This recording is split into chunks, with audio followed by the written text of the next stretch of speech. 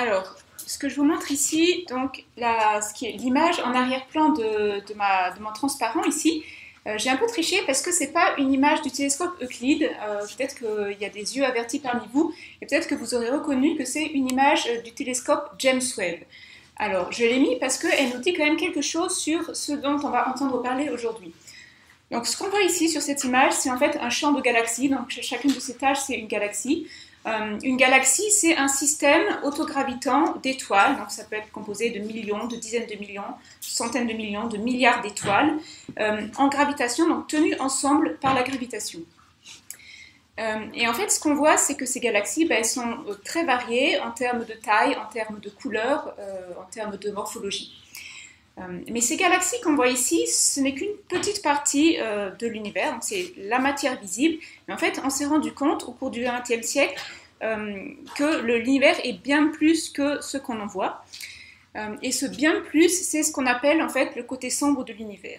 Donc vous avez entendu parler dans l'introduction de matière noire et d'énergie noire. C'est en effet, donc mieux comprendre la matière noire et l'énergie noire, c'est en effet les objectifs cœur de la mission Euclide. Alors, on les appelle noirs, ça leur donne une certaine existence crédible. En fait, ce qualificatif noir, ça encode surtout notre ignorance sur la nature de ces composants. D'ailleurs, quand on dit matière et énergie, on fait déjà la supposition que ce sont de la matière et de l'énergie. C'est déjà une prise de risque parce que peut-être en fait le secteur sombre de l'univers, ce n'est qu'une compréhension encore imparfaite par exemple de la gravitation. Donc Euclide a été lancé spécialement pour mieux comprendre ce qu'on appelle matière noire et énergie noire. Alors c'est un satellite qui a été lancé récemment, donc il y a une dizaine de mois, le 1er juillet 2023. C'est une mission qui est jeune en termes de données récoltées, mais en fait c'est une mission qui a déjà un historique assez important parce que on commençait déjà à réfléchir à cette mission il y a un peu moins de 20 ans, quand l'ESA a lancé un appel à projet pour son programme Cosmic Vision sur la période 2015-2025. Et donc en 2007, il y a plusieurs groupes qui ont proposé des projets en réponse à cet appel à projet, et notamment on a eu 2 projets de télescope, Dune et Space, qui avaient pour objectif de mieux comprendre l'accélération de l'expansion de l'univers. Alors ces projets, donc l'ESA a demandé de fusionner en fait ces deux projets qui avaient pour objectif d'utiliser des observables un peu différentes, comme on va le voir. Et donc Euclide résulte de la fusion de ces 2 projets, et c'est pourquoi en fait Euclide embarque 2 instruments, le VIS et le NISP. Je ne suis pas sûre que je les ai indiqués ici, mais donc un instrument dans les longueurs d'onde optiques et un instrument dans les longueurs d'onde infrarouges. Et le télescope Euclide, c'est la fusion vraiment de ces 2 projets pour explorer l'expansion de l'univers avec différentes, ce qu'on appelle sondes, différentes observables. Et c'est vraiment l'exploitation des données récoltées par ces 2 instruments de manière conjointe qui va permettre d'atteindre les objectifs de la mission en termes de compréhension ou en termes en tout cas de mesure de la quantité de matière et d'énergie dans l'univers et de la dynamique de l'expansion de l'univers. Alors Euclide, c'est pas seulement un télescope, c'est aussi un grand consortium qui compte au moins 1500 membres actifs et un peu plus de membres inscrits, dont certains sont moins actifs. Le PI de la mission, Yannick Mélier, est à l'Institut d'astrophysique de Paris où je travaille. Et donc tous ces membres sont impliqués à la fois dans la partie vraiment instrumentale, conception des instruments et maintenance des instruments une fois que le télescope est en vol, aussi dans la partie traitement de données. On va voir le traitement des données brutes, c'est vraiment un aspect hyper important pour atteindre les objectifs de la mission. Et puis les membres d'Euclide sont aussi impliqués dans la partie analyse des données ce qu'on va dire de haut niveau, c'est-à-dire vraiment la production de contraintes sur les paramètres cosmologiques. Donc Euclide, c'est vraiment une collaboration géante. Voilà, personne ne maîtrise à la fois tous les aspects d'Euclide, mais chacun apporte son expertise, une petite brique à l'édifice pour construire cette cathédrale. Je vous ai parlé juste avant du télescope James Webb. Le télescope Euclide, il a été lancé à peu près au même endroit dans l'espace que le télescope James Webb, qui est le point de Lagrange L2 qu'on voit représenté ici. Donc vous voyez, la Terre est ici, le Soleil est par là, ça c'est la Lune, et donc le point de Lagrange L2, il est ici. C'est un point spécial dans le système Soleil-Terre où les forces de gravitation du Soleil et de la Terre en quelque sorte se compensent, de sorte que ce point tourne de concert avec la Terre autour du Soleil, d'accord ? Et en fait, Euclide, il n'est pas fixe à ce point, il est en orbite autour de ce point de Lagrange. Et donc, en orbite autour de ce point de Lagrange, on a non seulement Euclide, mais on a aussi le JWST, on a Planck, on a le satellite Gaïa, voilà, Herschel également, je pense. Donc, c'est un point un peu privilégié parce que les conditions d'observation sont très stables. Quand on a un certain nombre de télescopes sur Terre, comme vous le savez, mais quand on est sur Terre, on est limité dans les observations qu'on peut faire par un certain nombre de choses, par la turbulence atmosphérique par exemple, qui va flouter un petit peu les images. L'atmosphère va aussi absorber dans certaines longueurs d'onde, donc la plage de longueurs d'onde exploitable avec des télescopes terrestres reste limitée. Voilà. Évidemment, sur Terre, on peut construire des très grands télescopes avec des très grands miroirs. On n'est pas capable d'envoyer dans l'espace des miroirs aussi grands que ceux qu'on a sur Terre. Mais en contrepartie, dans l'espace, voilà, on bénéficie vraiment de conditions d'observation idéales. Et vous allez voir que c'est important, spécialement pour les télescopes Euclide, d'avoir ces conditions d'observation spatiale. Alors si on dézoome, donc là on avait juste le système Soleil-Terre, mais si on dézoome, voilà, le système solaire il est peut-être à peu près ici dans notre galaxie, la Voie lactée. Alors évidemment là c'est pas une représentation de la Voie lactée que j'ai mis, c'est une représentation de la galaxie d'Andromède parce que on peut pas voir la Voie lactée de l'extérieur puisqu'on est dedans. Mais c'est une galaxie qui ressemble plus ou moins à la nôtre, et donc le télescope Euclide est ici. Alors, vous voyez, cette galaxie, elle est principalement sous forme de disque, d'accord ?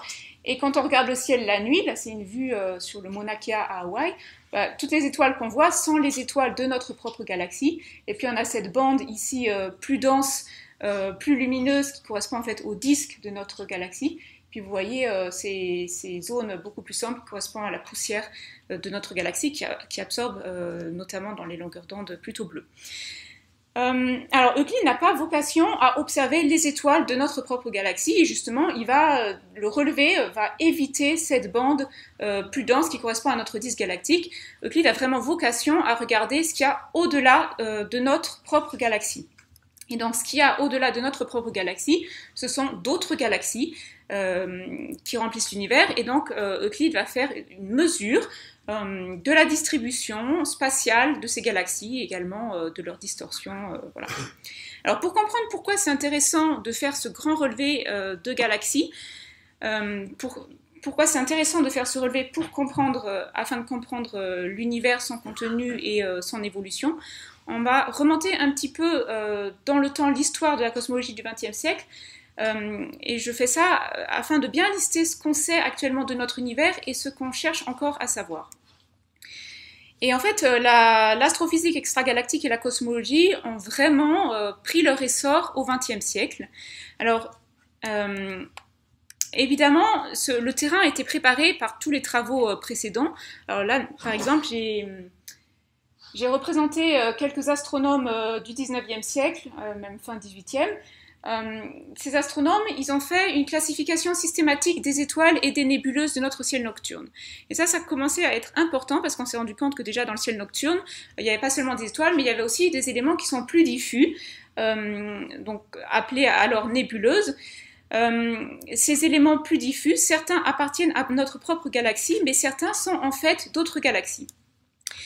Et donc, Hubble, cet astronome du début du XXe siècle, a mis en évidence en 1924 que en fait, une grande partie de ces éléments diffus qu'on pouvait apercevoir sont en fait des galaxies à l'extérieur de la nôtre. Alors, comment cela a été mis en évidence ? En fait, Hubble s'est appuyé sur des étoiles qu'on appelle les céphéides, donc des étoiles variables. En gros, c'est des étoiles pulsatives, donc qui sont des étoiles massives, 5 à 10 ou 15 fois la masse du Soleil, et qui ont la particularité d'avoir une luminosité variable, et leur luminosité étant dépendante de leur période. Donc, si on renormalise la dépendance à la période de la luminosité, en fait, on peut utiliser ces étoiles comme un peu qu'on appelle des chandelles standards, d'accord? Et donc, une fois qu'on a fait cette renormalisation par la période, on va se rendre compte en fait que le seul effet sur la luminosité, ça va être l'effet de distance de l'étoile par rapport à nous. Et Hubble a mis en évidence que certaines de ces céphéides sont en fait tellement distantes qu'elles sont dans d'autres systèmes autogravitants, dans d'autres galaxies. Donc de cette manière, Hubble a été capable de mesurer la distance des galaxies voisines par rapport à nous. En observant également le spectre de ces galaxies, il a été capable de déterminer la vitesse de ces galaxies par rapport à nous par effet Doppler. Donc vous savez, si l'objet se déplace, donc s'éloigne de nous, le spectre va être décalé vers le rouge, et s'il se rapproche, décalé plutôt vers des longueurs d'onde bleues.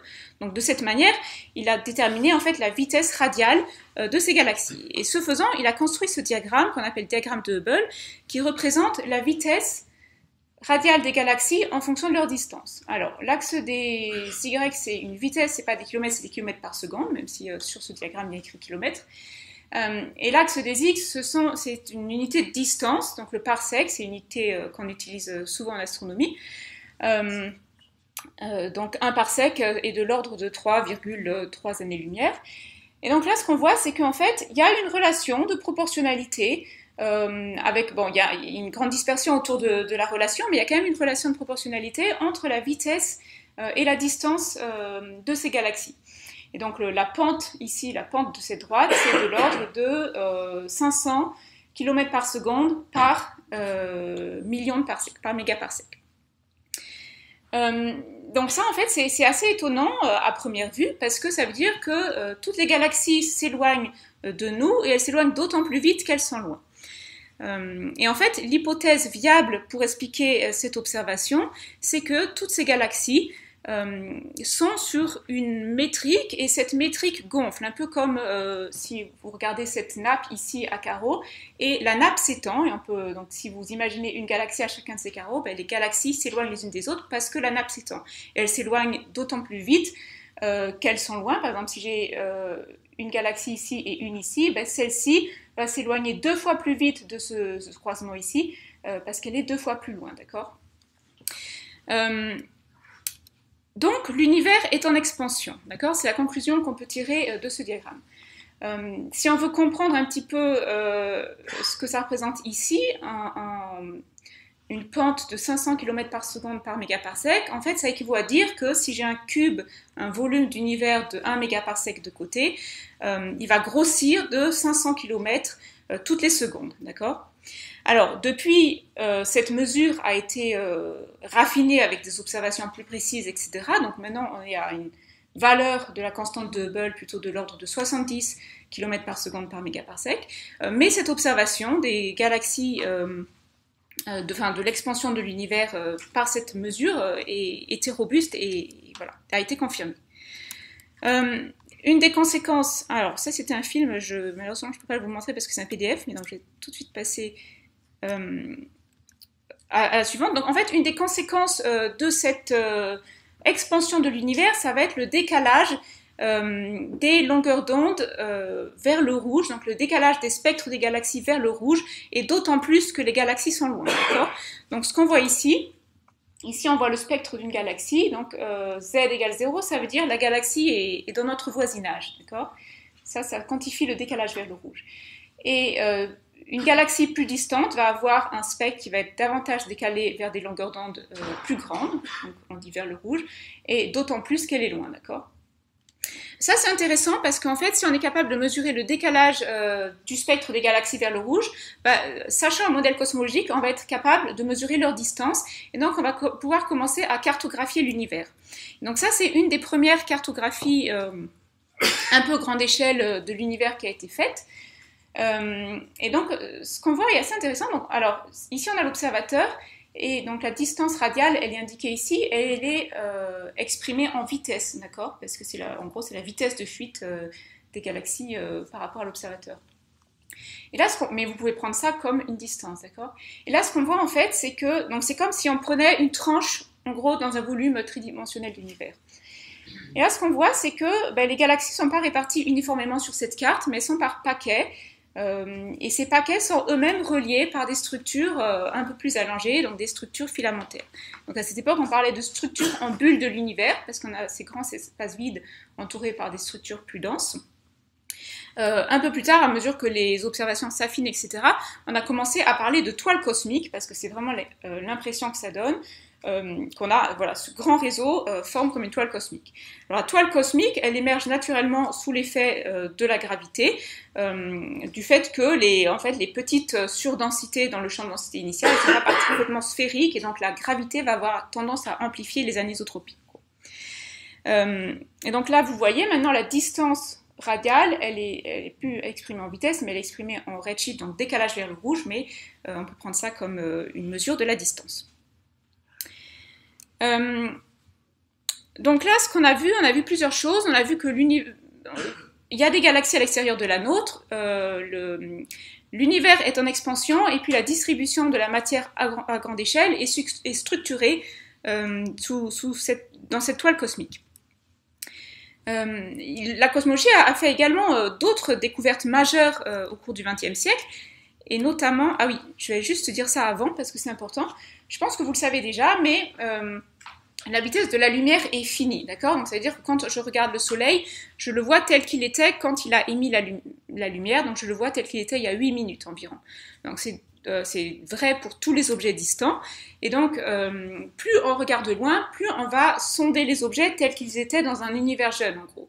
On va voir les objets tels qu'ils étaient quand ils ont émis leur lumière, donc il y a un certain nombre de milliards d'années. Et donc là, par exemple, sur cette carte, ici, la frontière, le cercle extérieur, ça correspond à 3,3 milliards d'années-lumière, d'accord? Donc on sonde ici un univers tel qu'il était il y a 3,3 milliards d'années. Ça, c'est assez intéressant parce que du coup, plus on regarde loin, plus on remonte l'histoire du temps de l'univers. Donc on peut dire un peu, nos télescopes, c'est un peu des machines à remonter l'histoire de l'univers. Alors, donc Hubble a fait cette mesure de la dépendance entre la vitesse et la distance des galaxies avec des céphéides. On peut aussi utiliser d'autres chandelles standards, et notamment on peut utiliser des supernovae. Donc les supernovae, c'est des étoiles massives qui explosent, d'accord? Donc vous en avez une illustration ici. Là, on regarde cette petite partie du ciel. Ça ressemble à ça à 3 semaines de l'événement, et puis ça, c'est au moment de l'événement. Donc là, vous voyez, c'est quasiment la même chose, sauf qu'il y a un excès de lumière ici, d'accord? Si on fait la différence entre les deux images, voici à quoi ça ressemble, et donc on a effectivement un signal qui correspond à l'explosion d'une supernovae, d'accord? Et en fait, les supernovae, donc quand elles explosent, elles émettent beaucoup de lumière, et puis la lumière décroît au cours du temps, suivant cette courbe ici, où on voit la luminosité en fonction du temps en jours, d'accord? Et toutes les courbes ont une forme plus ou moins similaire. Alors ici, on a beaucoup de courbes, elles sont quasiment toutes superposées sur cette ligne jaune, mais pas complètement. Mais en fait, si on étire la période pour faire correspondre à la période ici, et si proportionnellement on étire la magnitude, donc avec un même facteur pour toutes les courbes, en fait, on trouve que après cette normalisation, toutes les supernovae ont une courbe de luminosité en fonction du temps qui est vraiment très similaire, d'accord? Donc on peut vraiment utiliser les supernovae comme des chandelles standards.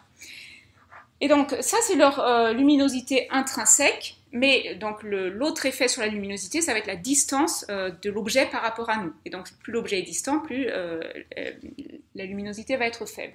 Et donc on peut utiliser, de la même manière que Hubble avait utilisé les céphéides comme chandelles standards, on peut aussi utiliser les supernovae comme chandelles standards. Et on peut continuer ce diagramme de Hubble que Hubble avait commencé à mettre en place. Et donc ça a été fait par deux groupes de recherche dans les années 80-90. Et en fait, ce qu'on voit, donc là, c'est comme la distance, d'accord? Donc c'est juste le diagramme de Hubble inversé, d'accord? La distance, en gros, c'est la vitesse, d'accord? Et en fait, ce qu'on voit, c'est que les points ne s'assemblent pas parfaitement sur une ligne droite, mais on voit qu'ils s'assemblent plutôt sur cette ligne bleue. Alors, qu'est-ce que ça veut dire? Ça veut dire que plus je vais loin, moins le décalage vers le rouge est important par rapport à ce à quoi je me serais attendu si j'étais sur la ligne droite. Donc le message à retirer de ce graphe, c'est que dans le passé, l'expansion de l'univers était moins importante et qu'elle est plus importante maintenant. Donc que l'expansion de l'univers s'accélère. D'accord ? On peut faire davantage et davantage, donc ça a valu le prix Nobel à ces personnes ici.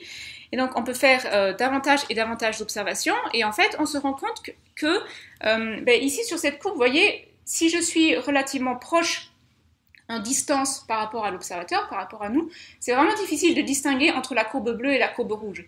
Mais plus on s'éloigne de notre époque, enfin de l'univers local, plus ça va être facile de faire la distinction entre la courbe bleue et la courbe rouge. Donc c'est assez intéressant d'essayer d'observer des objets de plus en plus distants pour essayer de sonder ces époques où on peut vraiment distinguer entre le modèle d'un univers qui serait dans l'expansion serait en train de décélérer et un modèle d'univers dans l'expansion serait en train d'accélérer. C'est indiqué de manière un peu plus détaillée ici. Donc ça c'est aujourd'hui, en gros, c'est le nombre d'années, de milliards d'années par rapport à aujourd'hui. Et ça c'est la taille de l'univers telle qu'elle peut être encodée par ce décalage vers le rouge ou vitesse de fuite des galaxies. Donc vous voyez en fait que si on arrive à sonder des périodes qui sont à peu près ici, chaque courbe représentant un modèle cosmologique différent, d'accord, on va être capable de distinguer entre différents modèles cosmologiques. Donc ça, c'est précisément une des choses que Euclide va chercher à faire, c'est de sonder ces époques-là pour mieux contraindre cette dynamique de l'expansion de l'univers, d'accord. Alors pourquoi l'accélération de l'expansion de l'univers c'est quelque chose qui est vraiment qui nous pose vraiment question, c'est parce que si on fait le bilan de la quantité de matière dans l'univers, la quantité d'énergie dans l'univers, selon les équations de la relativité générale, on s'attendrait à avoir un univers dont l'expansion décélère et non accélère. D'accord ? Donc la découverte de l'accélération de l'expansion de l'univers, c'est vraiment une découverte majeure parce que ça nous indique que soit il y a un composant additionnel, une énergie additionnelle dans l'univers qui va être responsable de cette accélération, ou alors soit il faut modifier nos équations qui décrivent la dynamique de l'univers, la relativité générale, par exemple ajouter une constante cosmologique pour prendre en compte le fait que, pour encoder le fait que l'univers, l'expansion de l'univers est en accélération. Donc, vous voyez, ici, il y a une inconnue majeure encore en cosmologie, c'est une des questions clés de la cosmologie actuellement. C'est pour ça que c'est vraiment important de concevoir des missions qui vont être capables de mieux comprendre ce qui se passe. Ok. Alors, on a parlé de l'expansion de l'univers, donc on peut postuler le fait qu'il y a une énergie noire, donc ce serait ce composant additionnel responsable de l'expansion de l'univers. Cette énergie noire, pour que ça fonctionne, il faut qu'elle soit un constituant vraiment particulier, il faut qu'on ait ce qu'on appelle une équation d'état négative, une pression négative. Alors pour le voir, par exemple, vous pensez à un ballon qui est rempli d'air, et quand vous appuyez sur le ballon, vous allez avoir un effet de rebond, d'accord ? L'énergie noire se comporterait de telle sorte que si on appuie sur le ballon, il va s'enfoncer de plus en plus. Et inversement, si j'étire le ballon, il va s'étirer de plus en plus, d'accord ? C'est cette propriété de l'énergie noire dont on a besoin pour comprendre l'accélération de l'expansion de l'univers.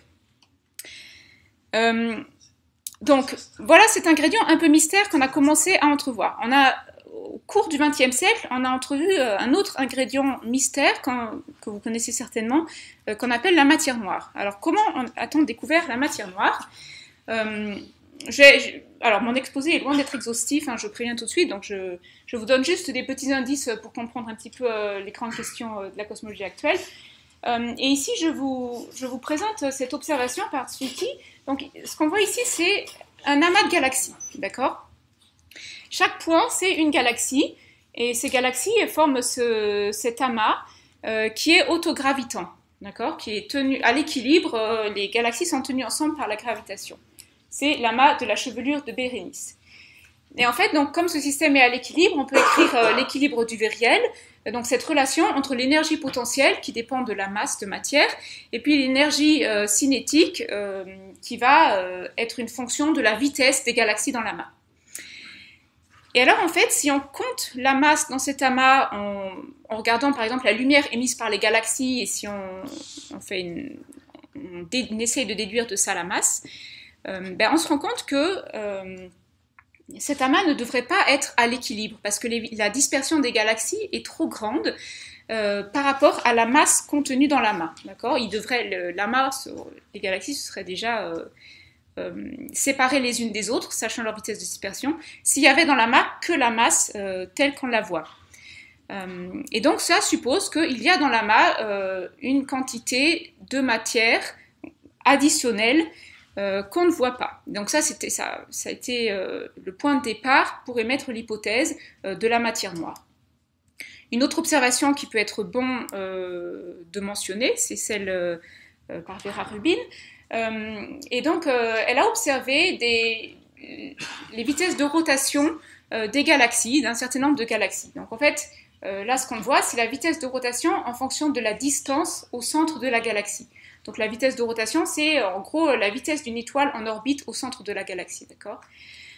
Et donc plus on s'éloigne du centre, donc les galaxies elles sont denses au centre et moins denses à l'extérieur, et plus on s'éloigne du centre, moins la masse contenue dans les orbites de la galaxie ne varie. En fait, elle reste, à partir d'une certaine distance, elle reste toujours la même, d'accord ?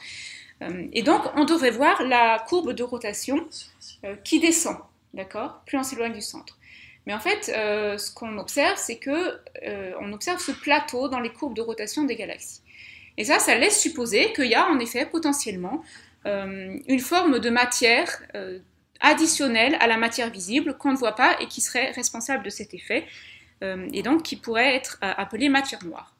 Donc ça, ce sont des preuves indirectes de la matière noire par les effets gravitationnels, mais on n'a jamais eu de détection directe de la matière noire. Donc évidemment, on peut se poser la question, est-ce qu'on a vraiment besoin de cet ingrédient mystère ou est-ce qu'il ne faudrait pas modifier les équations qui décrivent la gravitation, etc. Et donc, pour résumer, où on en est... Oui, alors, j'ai juste montré ça juste avant. Donc, ça, c'est en gros, en résumé, notre modèle de formation des structures. C'est celui-ci. On a cette toile cosmique qu'on a vue dans les observations de galaxies sur le graphe où je vous ai montré toutes les galaxies sur la carte. Et puis, mais ces galaxies, chacune de ces galaxies qui pourrait être disposée, qui pourrait être chacun de ces points lumineux ici, elles sont plongées dans un halo de matière noire qui pourrait être la substance diffuse que vous voyez sur cette carte, qui est en fait une carte de simulation, hein, mais c'est juste pour la représentation. Voilà, donc les galaxies seraient plongées dans un halo de matière noire. Ça, c'est notre modèle standard de la cosmologie, qu'on appelle le modèle lambda-CDM. C'est un modèle qui est bien décrit par la relativité générale, mais on a besoin d'ajouter ces deux ingrédients mystères, qui sont la matière noire et l'énergie noire, ou énergie sombre. Et si on fait le bilan en masse et en énergie, enfin du contenu en masse et en énergie de l'univers, on se rend compte que pour que ça marche, il faut que la matière noire et l'énergie noire, à elles deux, constituent en fait la très grande majorité du contenu en masse et en énergie de l'univers. Et la matière visible, celle qu'on voit, les galaxies, en fait, c'est juste une toute petite fraction du contenu de l'univers. Voilà, donc ça c'est un peu le statut de la cosmologie actuellement. Et donc on a lancé ce télescope Euclide pour essayer de répondre à ces questions. Alors, en quoi Euclide va essayer d'apporter sa brique à l'édifice pour mieux comprendre le contenu de l'univers? Donc Euclide va s'appuyer essentiellement sur deux sondes que je vais présenter l'une après l'autre, et chacun des instruments embarqués à bord d'Euclide est conçu plus spécifiquement pour une de ces deux sondes. Et la première sonde, c'est la mesure de la distribution spatiale des galaxies.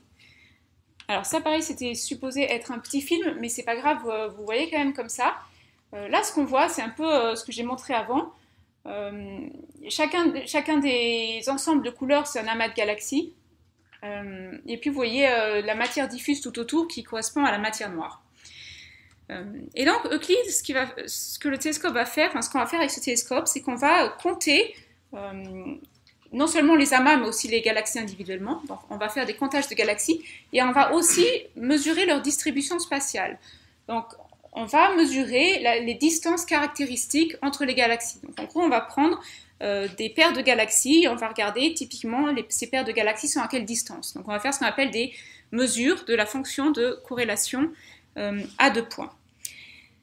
Et cette mesure-là, qui en fait est une mesure relativement basique, elle va nous renseigner sur le contenu en matière noire et en énergie noire de l'univers, d'accord? Parce qu'en faisant cette mesure des distances caractéristiques entre les galaxies et aussi entre les amas de galaxies, on va pouvoir mesurer le taux de croissance des structures. Et ce taux de croissance des structures dépend du modèle cosmologique sous-jacent et notamment de la compétition entre l'expansion de l'univers et l'attraction gravitationnelle, de la compétition entre l'effet de l'énergie noire et l'effet de la matière noire. Et ce qui est intéressant, c'est de mesurer l'évolution de ce taux de croissance des structures au cours du temps. Donc vous voyez ici, au début de l'univers, en fait, la matière est très peu agglomérée et au cours du temps, sous l'effet de la gravitation, la matière forme des paquets, d'accord? Les zones les plus denses attirent de plus en plus et les zones les moins denses se vident au profit des zones les plus denses. Donc ça, c'est l'effet de la gravitation. Et on a également cet effet de l'accélération de l'univers qui va avoir tendance à déconnecter, en gros, les structures qui ne sont pas liées par la gravitation. Donc typiquement, les filaments de la toile cosmique vont avoir tendance à s'étirer sous l'effet de l'expansion de l'univers. En plus de ça, il y a quelques spécificités de la distribution des galaxies sur lesquelles on peut s'appuyer, un peu comme on s'est appuyé sur les supernovae comme des chandelles standards. Et notamment, on a cette spécificité à grande échelle qu'on appelle l'échelle des BAO, donc l'oscillation acoustique des baryons. Alors ça, c'est une spécificité qui est héritée de l'univers primordial. Donc, dans l'univers primordial, la matière est très chaude, donc la matière est ionisée. Et puis, on a des petites surdensités et sous-densités, d'accord? Et donc, les petites surdensités vont avoir tendance à accréter de la matière, mais comme la matière est très chaude, on va avoir aussi une pression radiative qui va avoir tendance à créer un effet de rebond, donc créer un peu une onde qui va se propager, d'accord, sous l'effet de la pression de radiation. Mais l'univers est en expansion, donc à partir d'un moment, il va se refroidir suffisamment de telle sorte que il n'y a plus de pression de radiation, et ça va en quelque sorte figer à très grande échelle ces surdensités, d'accord? Comme c'est des zones qui sont un peu plus denses, des zones de matière un peu plus denses, et là, on va former à cette échelle davantage un petit excès de galaxies. Alors évidemment, cette représentation, elle est complètement excessive, d'accord? On n'observe pas du tout ça, c'est vraiment un tout petit signal quand on mesure la distribution spatiale des galaxies, mais c'est néanmoins un signal détectable et qu'on peut prédire par la théorie. Et donc, ce petit anneau, cette grande échelle caractéristique, après, elle va subir l'effet de l'expansion de l'univers. Et donc, on peut l'utiliser également pour sonder l'expansion de l'univers et son accélération aux époques proches de la nôtre. Donc, vous voyez que cette première sonde, elle vise à mesurer la distribution spatiale des galaxies en 3 dimensions. Pour ce faire, on a besoin de mesurer précisément les positions des galaxies en 3 dimensions. Alors, avoir les positions sur le ciel, c'est facile. Une bonne précision sur les positions sur le ciel, c'est facile. Ce qui est difficile, c'est avoir une bonne précision sur les positions le long de la ligne de visée, d'accord, le long de la 3e dimension. Et pour ça, en fait, on a besoin vraiment d'observer tout le spectre des galaxies pour quantifier très précisément son décalage vers le rouge, d'accord? On s'appuie sur des particularités dans le spectre des galaxies pour avoir précisément le décalage vers le rouge. Et donc pour ça, on a besoin de ce qu'on appelle un spectrographe qui mesure le spectre des galaxies. Et donc, Euclide a embarqué un spectrographe qu'on appelle le NISP. Alors moi, je ne suis pas du tout spécialiste du NISP, donc je vais passer rapidement dessus, mais quand même vous dire que l'objectif d'Euclide, ça va être de mesurer le décalage spectral précis de 25 millions de galaxies sur 14 000 degrés carrés, c'est-à-dire à peu près un tiers de la sphère céleste. et donc jusqu'à des décalages vers le rouge de 1,8, qui est un peu plus ou moins cette période que je pointais sur le graphe avec les supernovae avant, qui est une période assez sensible qui va nous permettre notamment de distinguer un petit peu entre différents modèles cosmologiques. Ce spectrographe, il fonctionne avec de la spectroscopie sans forme, donc en fait c'est un réseau de dispersion. Donc vous voyez l'effet du réseau de dispersion ici. Si on a un objet, voilà, par exemple une étoile ici, on va observer la dispersion le long de l'une des directions de la lumière de cet objet dans une plage de longueur d'onde déterminée. Et donc voilà une image du spectrographe NISP, un exemple. Ça c'est une image qui a été publiée très peu de temps après le lancer, peu de temps après qu'on ait allumé les instruments. Et en fait, en regardant cette image, on comprend déjà quels sont un petit peu les défis techniques qui vont être associés à l'étude du spectre de ces galaxies, parce que vous voyez bien que ici, en fait, chaque traînée, ça correspond à une galaxie, d'accord? Vous voyez bien que si on a beaucoup de galaxies à un endroit, les traînées vont se superposer, donc la dispersion va se superposer. Donc, il va falloir être capable de démêler qu'est-ce qui vient de quelle galaxie, quel signal vient de quelle galaxie, d'accord? Donc ça va être, c'est une des difficultés pour obtenir le spectre des objets. Et évidemment, une autre difficulté, ça va être de déterminer à partir du spectre le décalage vers le rouge de l'objet, en s'appuyant sur des lignes d'émission caractéristiques du spectre de l'objet.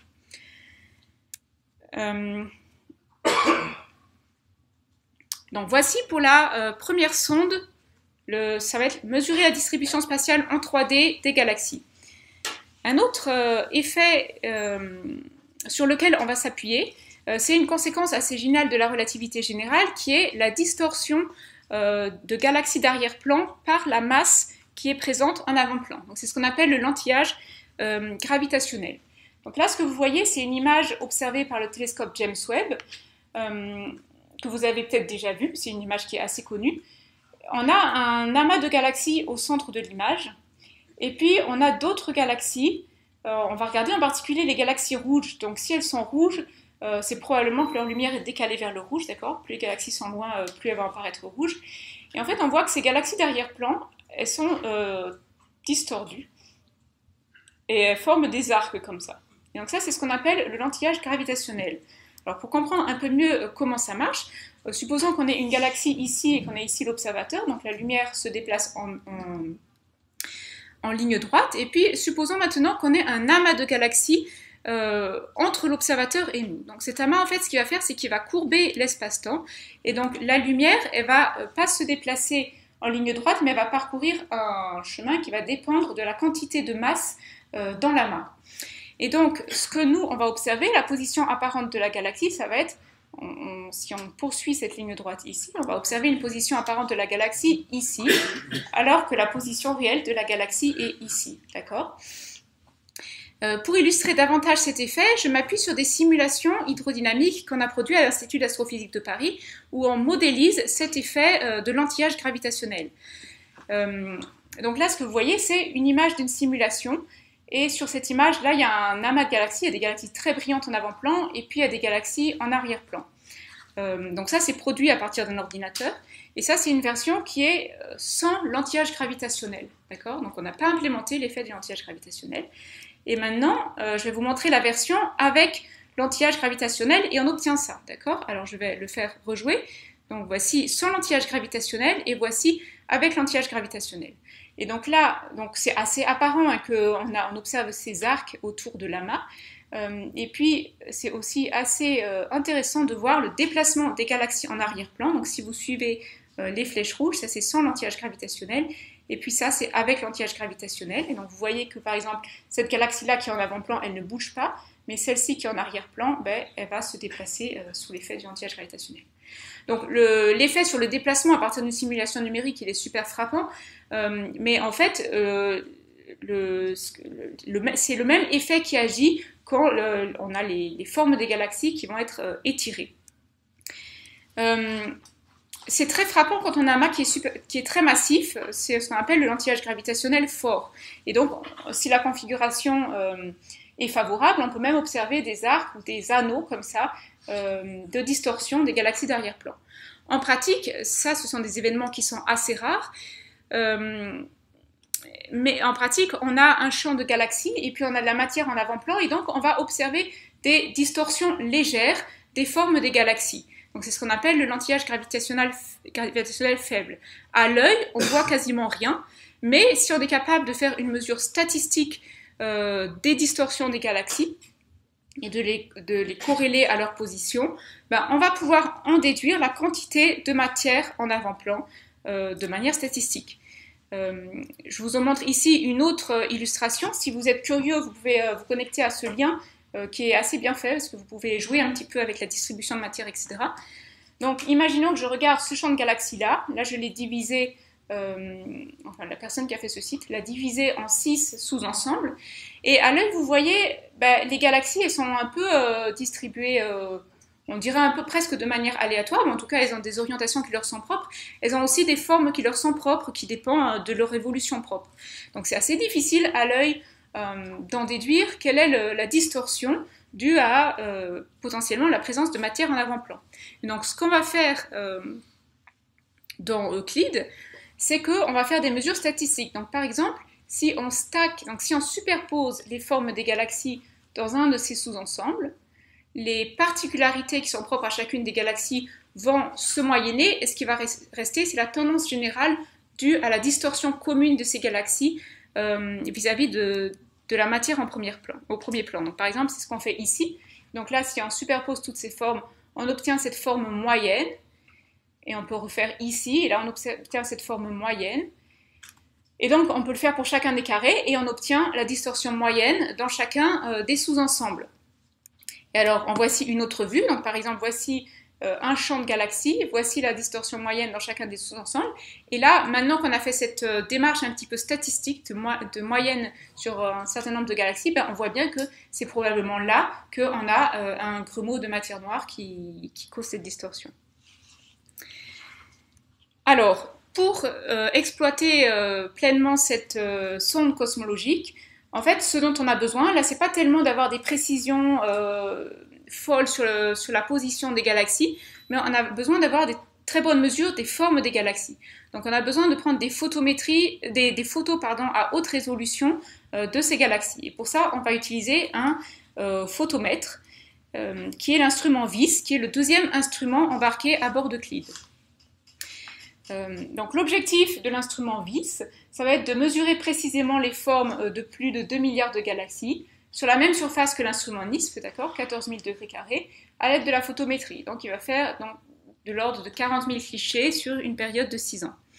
L'instrument VIS, c'est en fait un assemblage de 36 caméras, d'accord, 36 CCD. En tout, on a 600 millions de pixels sur le plan focal de l'instrument VIS. En fait, c'est énorme comme instrument. Son champ de vue, c'est de l'ordre de 0,55 degrés carrés. Ça veut dire que toute la Lune, à peu près, peut être pris une seule fois en photo par l'instrument VIS. Donc l'instrument va faire des pauses, donc des photos qui vont durer 10 minutes. Et sur une photo de 10 minutes, en gros, on va pouvoir détecter 400 000 galaxies. Et on va utiliser les 50 000 les plus brillantes pour faire cette mesure de forme et donc de lentillage gravitationnel. Et ainsi, on va pouvoir cartographier la matière noire. Et en fait, le signal de lentillage gravitationnel a aussi une dépendance au taux de croissance des structures. Et donc, on va pouvoir aussi poser des contraintes sur l'énergie noire. Jusqu'à présent, les contraintes sur les paramètres cosmologiques qu'on a, avec les relevés qui existent actuellement, elle est de l'ordre de 10%. Avec Euclide, on veut vraiment faire un pas en avant et atteindre des précisions de l'ordre de 1%. Donc ça impose des très grandes exigences sur la mesure des formes des galaxies, et donc des très grandes exigences sur les instruments et sur le traitement des données. Donc, voici un petit résumé du relevé Euclide. Donc, comme je vous l'ai dit, on évite d'observer le plan galactique, parce que là, il y a beaucoup d'étoiles et ça va polluer un petit peu le signal en arrière-plan. Mais par contre, on va observer tout le reste qui représente un tiers du ciel. Ici, c'est coloré en fonction de l'époque d'observation, de l'année d'observation, d'accord ? Alors, pour terminer, je vais présenter un peu plus en détail les défis techniques que représente l'instrument Euclide. plus en particulier l'instrument vis, parce que c'est celui sur lequel je suis impliquée. Alors déjà, juste pour préciser, donc Euclid, je l'ai dit un petit peu au départ, c'est une grosse collaboration de plusieurs milliers de personnes qui travaillent de concert. Donc c'est un projet qui est chapeauté par l'Agence spatiale européenne. On a donc des équipes qui sont vraiment en charge de l'instrument, donc le VIS et le NISP, les deux instruments que j'ai présentés. On a aussi des équipes qui sont en charge du traitement des données, de la production des chaînes de traitement des données, c'est ce qu'on appelle le SGS. Et puis on a besoin aussi d'équipes qui sont impliquées dans des observatoires complémentaires, parce qu'on a besoin d'observer le ciel à des longueurs d'onde complémentaires pour améliorer la précision de nos mesures. Donc ça, c'est un petit peu les équipes techniques. Et puis évidemment, on a toutes les équipes qui travaillent dans les groupes scientifiques, d'accord, pour faire l'analyse des données de haut niveau. Alors, ce qui n'est pas montré sur ce graphe, sur ce diagramme, c'est qu'on travaille évidemment avec aussi des industriels partenaires, notamment Airbus et Thales, pour la conception du satellite et de certains modules qui vont accueillir les instruments. Voici une représentation du télescope Euclid, une photo du télescope Euclid qui a été prise, je pense, à Cannes, à Thalès. Donc là, vous voyez la taille de personnage par rapport à la taille du télescope. Et voici une représentation de l'architecture du télescope Euclid. Donc la lumière, elle est collectée par le miroir principal, et puis après, elle est renvoyée en fonction de l'architecture de l'instrument, d'accord. Et ce qui est important, c'est que le faisceau lumineux va être divisé vers les deux instruments, le VIS et le NISP. Donc ici, on va avoir ce qu'on appelle un filtre dichroïque qui va filtrer la lumière dans le visible pour la renvoyer vers l'instrument VIS, et puis qui va renvoyer la lumière dans le proche infrarouge vers l'instrument NISP. Dans la conception de ce filtre dichroïque, c'était vraiment aussi un très gros challenge, parce que on a besoin d'atteindre une très grande précision pour les objectifs cosmologiques qu'on s'est fixés. Voici à quoi ressemble le plateau, le module, en gros, c'est une simulation ici, mais c'est assez représentatif de la réalité, qui accueille les deux instruments. Alors, je ne vais pas m'attarder sur les détails, mais en gros, ici, vous avez l'instrument. Donc, la taille de ce plateau, c'est de l'ordre de 2,5 ou 3 mètres, je pense. Et ici, vous avez l'instrument VIS, et ici, vous avez l'instrument NISP. Et là, on a le filtre dichroïque qui sépare le faisceau lumineux, d'accord. Donc, la lumière ici, elle vient comme ça, hop, elle traverse le filtre dichroïque et elle est collectée par l'instrument NISP dans le proche infrarouge. Et puis sinon, la partie dans le visible, elle est renvoyée sur ce miroir et renvoyée à l'instrument VIS. Je vais faire un tout petit zoom sur l'instrument VIS parce que en fait, ça va nous permettre de comprendre quelques petits défis qui se sont posés lors de la mission, enfin juste après le lancement de la mission, quoi. Je vous ai expliqué ce que c'était cet instrument. Donc c'est 36 caméras qui sont réparties sur son plan focal de 50 cm de côté environ. Alors comment ça fonctionne une caméra? En fait, une caméra, ça collecte le signal lumineux et ça le convertit en signal électronique. Donc les rayons lumineux, ils passent à travers tout ce système optique qu'on a vu, et au niveau des pixels de la caméra, donc des composants photosensibles, ils sont transformés en signal électrique. Et le signal électrique de chaque pixel est ensuite lu, il passe à travers une chaîne de lecture, et les pixels forment cette image qu'on observe ici. Donc ça, c'est une image simulée, mais c'est ça. Ça ressemble aux images observées. En pratique, les choses sont beaucoup plus complexes parce qu'il y a plein d'effets qui vont venir polluer le signal, dont j'en montre un tout petit aperçu ici. Je vous ai expliqué ce que c'était ce filtre dichroïque qui sépare la lumière. L'une des conséquences d'avoir un filtre dichroïque, c'est qu'on va avoir une espèce de réflexion parasite, quand on a des étoiles brillantes, là, qui apparaît ici, qu'on appelle un fantôme, et qui est quelque chose qu'il va falloir masquer sur nos images, parce qu'il ne faudrait pas confondre ça avec une galaxie, par exemple. On a d'autres effets, par exemple quand les photons au niveau des pixels sont convertis en signal électronique, tous les pixels ne réagissent pas forcément de la même manière. Donc on a des différences dans le signal électrique généré à partir d'un même nombre de photons. On a aussi des effets au niveau de la chaîne de lecture du signal. Donc ça, c'est un effet assez dramatique qui est indiqué ici. On n'a pas ça actuellement, mais c'est ce qu'on aura plutôt en fin de mission. voyez ces espèces de traînées ici, c'est ce qu'on appelle l'inefficacité du transfert de charge et qui sont dues à la détérioration des pixels des caméras au cours du temps, dû au bombardement de la caméra par les rayons cosmiques, entre autres. Et donc ça, c'est un effet, voilà, il faut concevoir des algorithmes pour corriger cet effet, pour pouvoir quand même travailler avec ces images. Donc, par exemple, si je zoome sur cette galaxie, si je l'observais telle qu'elle, automatiquement, je détecterai qu'elle a une forme très allongée. Donc, si je détecte une forme très allongée, vous voyez bien que je risque de me tromper sur le signal de l'anti-âge gravitationnel, donc sur le contenu en matière noire, donc sur la cosmologie, d'accord? C'est pour ça que c'est impératif de corriger de ces effets, et donc il faut concevoir une chaîne de traitement qui soit capable de passer de cette image-là à cette image-là. Donc tout ça, ça nécessite une très grosse machinerie, donc c'est une très grosse partie de la collaboration Euclid travaille sur ça. Et donc, en fait, ces chaînes de traitement, elles sont distribuées, elles sont implémentées sur des centres de calcul qui reçoivent les données du télescope. Voilà, chaque jour, le télescope envoie sur Terre de l'ordre de 800 GB de données. Ces données sont distribuées sur les centres de calcul. Les centres de calcul contiennent les chaînes de traitement de données qui ont été conçues par les ingénieurs, et donc les données sont traitées à la volée par ces centres de calcul. Donc l'équipe qui a travaillé sur le traitement des données au sol, plusieurs années avant le lancement, elle a travaillé à préparer les chaînes de traitement à partir de simulations numériques. D'accord ? Entre juillet 2023 et décembre 2023, en gros, pendant 6 mois, les équipes ont travaillé très dur pour vérifier que les exigences de la mission étaient atteintes. Et début janvier 2023, on a eu cette étape de ce qu'on appelle la Mission Commissioning Review, donc une revue par l'ESA pour vérifier que les objectifs de la mission pouvaient effectivement être atteints avec les données en vol. Et maintenant, maintenant que le relevé Euclid a proprement commencé, après cette étape de vérification des données, pendant 6 à 7 ans, on va traiter de manière industrielle les données et aussi être capable de réagir en temps réel s'il y a des problèmes qui se présentent, des nouveaux problèmes.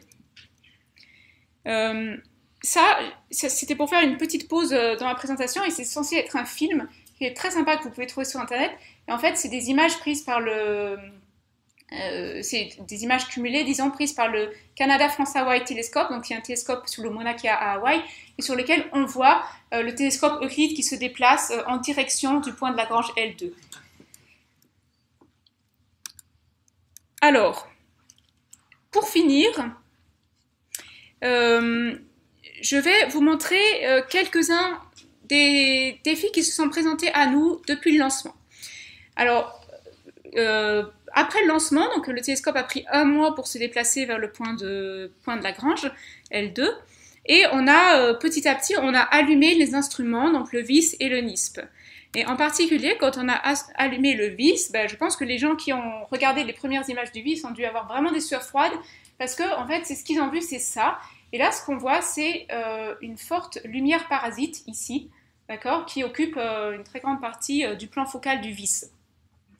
Donc c'est assez terrifiant, et en fait c'est une lumière parasite qui est due à un petit composant sur la structure du télescope qui reflète la lumière du soleil directement sur le plan focal du VIS.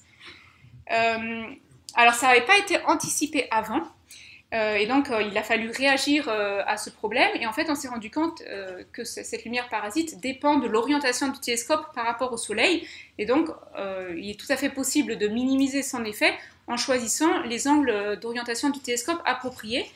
Mais donc ça nécessite en fait de revoir un petit peu la stratégie d'observation pour prendre en compte ces nouveaux angles d'observation.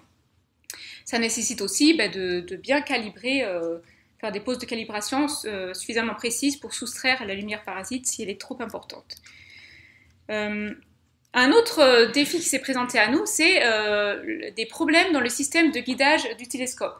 Alors en fait, je vous ai dit, le télescope il fait des pauses d'une dizaine de minutes, et il est en orbite autour du point de Lagrange et en même temps en orbite autour du Soleil. Donc en fait, la partie du ciel qu'il observe pendant 10 minutes va bouger. Donc il doit sans cesse corriger le pointé pour toujours observer la même partie du ciel, d'accord ?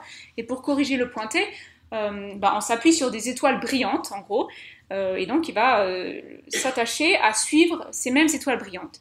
Et en fait, on s'est rendu compte lors de la phase de commissioning que le système de guidage souvent ne fonctionnait pas, et donc ça donnait des images qui sont comme ça très artistiques, mais qui ne sont pas du tout exploitables pour la science. Vous voyez sur une pose le trajet que fait une étoile sur l'image, d'accord?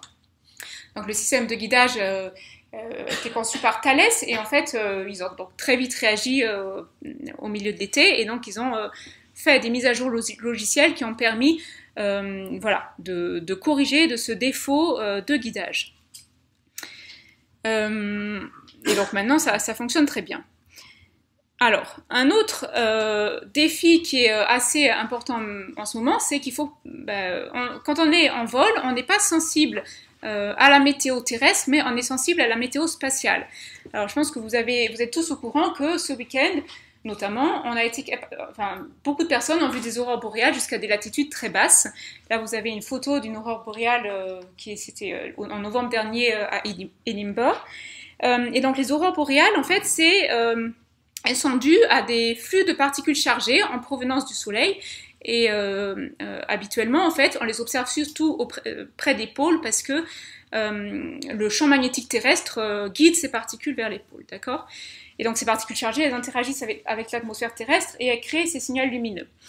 Mais en ce moment, le Soleil est dans une période d'activité assez importante, et il va y avoir 100 pics d'activité cette année, je pense. Et donc, il y a régulièrement des très grosses éruptions solaires qui vont causer des flux de particules chargées très importants. Donc là, vous voyez, ça c'était ce week-end en fait. Et là, c'est un satellite de monitoring de la météo spatiale qui en gros quantifie le flux de particules chargées. Donc vous voyez ici on a un pic autour de ce week-end qui correspondait aux aurores boréales de ce week-end.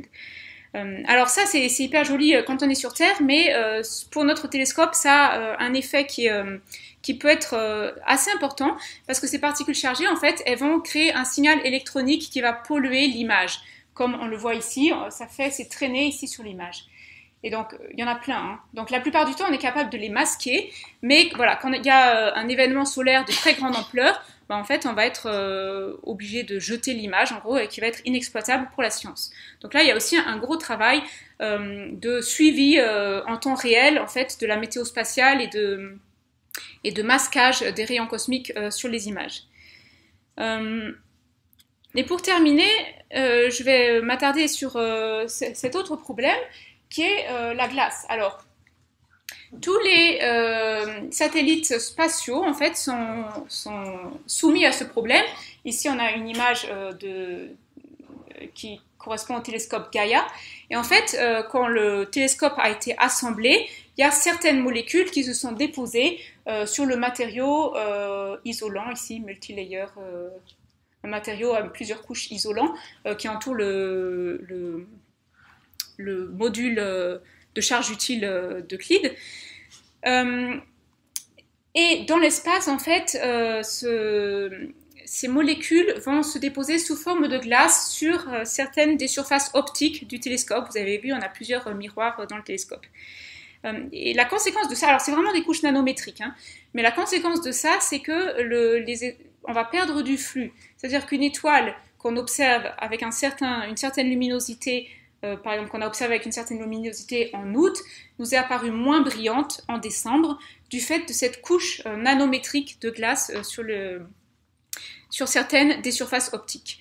Et donc la solution dans ce cas-là, comme ça a été fait par exemple pour Gaia, c'est de déclencher des campagnes de décontamination de la glace, et notamment on a des petits chauffages qui sont associés aux surfaces optiques et qui permettent de chauffer la surface et d'évacuer la glace sur cette surface.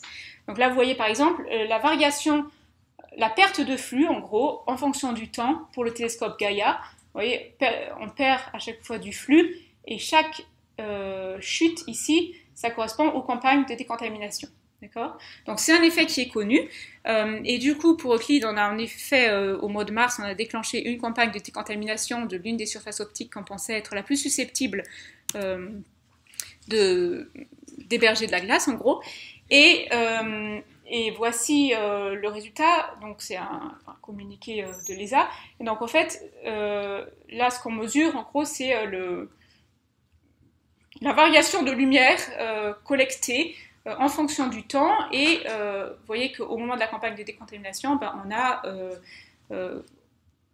voilà, on a récupéré tout ce qu'on avait perdu. Donc ça a été couronné de succès. Mais voilà, c'est pareil, c'est quelque chose qu'il faut toujours contrôler. Alors je pense que j'arrive à la fin de mon temps de parole. Quand même, je vais vous montrer ces images. Je pense que vous les avez peut-être déjà vues parce qu'il y a eu des communiqués de presse qui ont été associés à ça. Et donc ça, ce sont les premières données qui ont été rendues publiques d'Euclide. C'était, je pense, fin juillet ou début août. Ça, c'est une image de l'instrument VIS. Ça, c'est des données brutes. Vous voyez, il y a plein de traits qui sont les rayons cosmiques dont on a parlé. Ici, là, je pense que... 2024, c'est août 2023. Ouais, absolument. C'est août 2023. Ici, là, vous voyez un ghost, donc un fantôme, cette réflexion du haut dichroïque dont je vous avais parlé. Voilà, et donc là, on a une galaxie vue sur le disque, sur la tranche. Ici, on a une étoile brillante. On a aussi un amas stellaire ici, voilà, qui est très joli. Vous pouvez voir ces images en haute résolution en ligne. Et puis pareil, là c'est 2023. On a eu, en novembre, on a eu la mise à disposition du public des premières données qu'on appelle des données ERO, d'accord, Early Release. Et là, ce qu'on voit, c'est l'amas de Persée. Et donc c'est assez sensationnel aussi de voir cet amas imagé par Euclide, donc avec plusieurs milliers de galaxies en avant-plan qui constituent l'amas, et puis des dizaines de milliers de galaxies en arrière-plan qui sont potentiellement lentillées gravitationnellement par l'amas. Et de manière très intéressante, on voit aussi cet amas et puis potentiellement ici une structure filamentaire de la toile cosmique. Parmi ces données, il y a eu cette superbe galaxie ici qui a été, dont je ne me souviens plus le nom, mais voilà, qui a été imagée. Et là, en fait, ça démontre non seulement les capacités d'Euclide à observer les galaxies en arrière-plan qui sont utiles pour contraindre la cosmologie, mais aussi les capacités d'Euclide à bien résoudre la morphologie des galaxies. Et ça, c'est super important si on veut utiliser toutes ces galaxies observées, d'accord ? Plus de 2 milliards de galaxies observées, qui sont en fait bien plus que des points sur une carte de l'univers et avec lesquels on peut faire également beaucoup de sciences. Donc, ce n'est pas les objectifs cœur de la mission Euclide, mais on peut les utiliser, voilà, simplement pour étudier la formation des galaxies au sein de cette toile cosmique. Moi, c'est plutôt sur cette partie que je travaille, à part le traitement des données, et j'avais prévu de vous en parler un peu, mais vraiment là, je pense que j'ai pas le temps, donc je vais m'arrêter là. Merci.